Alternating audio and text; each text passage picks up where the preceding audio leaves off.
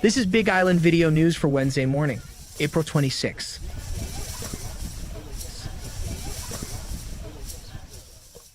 No active lava has been observed at Kilauea since March 7th, and the volcano is not erupting. The USGS Hawaiian Volcano Observatory on Tuesday reported earthquake activity at the summit remains slightly elevated, with small flurries occurring irregularly beneath the caldera since the early morning hours of Sunday, April 16th. No unusual activity has been noted along the rift zones where steady rates of ground deformation and seismicity continue.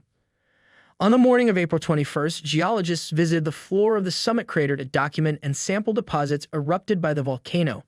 Photos were posted to the USGS website. The team said that studying the newly exposed lava will help them better understand Kilauea's long-term eruptive history, which alternates between effusive periods which produce lava flows and explosive, producing tephra, such as ash.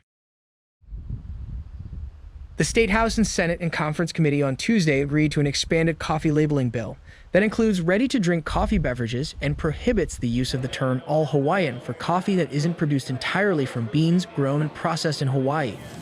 This measure relating to coffee labeling expands the coffee labeling and advertising requirements to include ready-to-drink coffee beverages and the inner packages and inner wrapping labels of roasted coffee, instant coffee, and ready-to-drink coffee beverages. It specifies that the coffee labeling and advertising requirements apply if the applicable products are produced in whole or in part from Hawaii-grown and Hawaii-processed green coffee beans.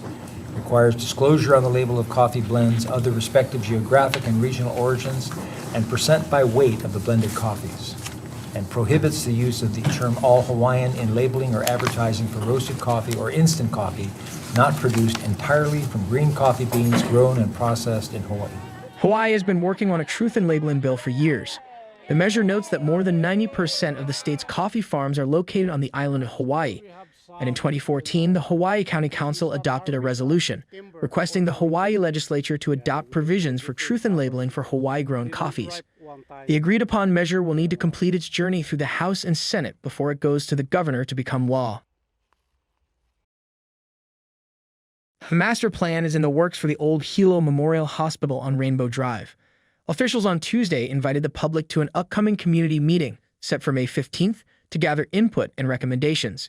Hilo Memorial Hospital opened in 1897 and served the community's healthcare needs until the 1950s, when the new hospital, today's Hilo Medical Center, opened up the road.